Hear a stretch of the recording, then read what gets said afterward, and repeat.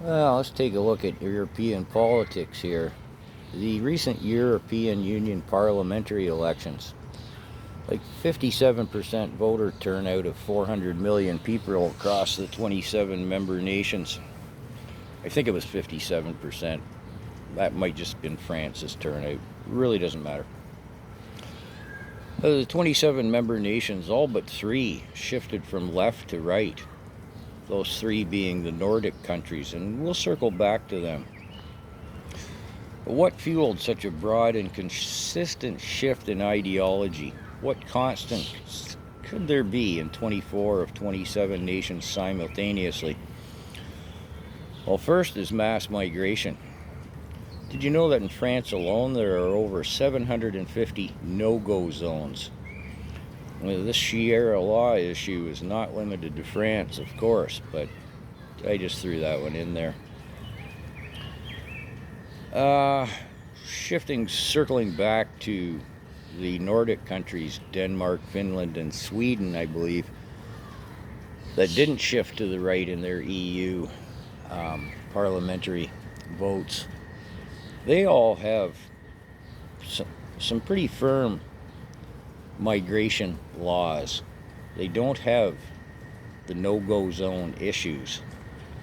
That's an oversimplification. How each country does it is interesting unto itself and a subject unto its own self. So we're not going to go any further down that road.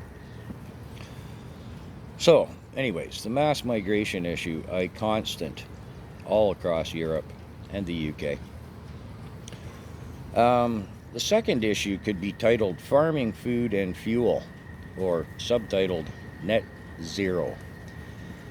The EU Parliament Commission, note that it's headed by Ursula von der Leyen, who sits on the WEF Board of Trustees. Anyways, the EU Parliament Commission's influence upon the 27 member nations, that's what the issues are all about. Anyways, the second, again, farming, food and fuel, it's the net zero climate initiatives. Now this has resulted in, and I'll just limit it here to two big issues: food and fuel.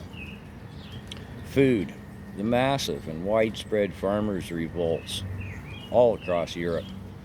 We're not seeing much of that here in Canada. I mean, the duration, scope, and scale, our legacy media ignores it, and we're not seeing it due to bills C11 and C18. That's why the regime of Trudeau has bills C11 and 18. They don't want us seeing what's going on. Anyways, back to Europe. That's the food issue. Fuel, energy costs.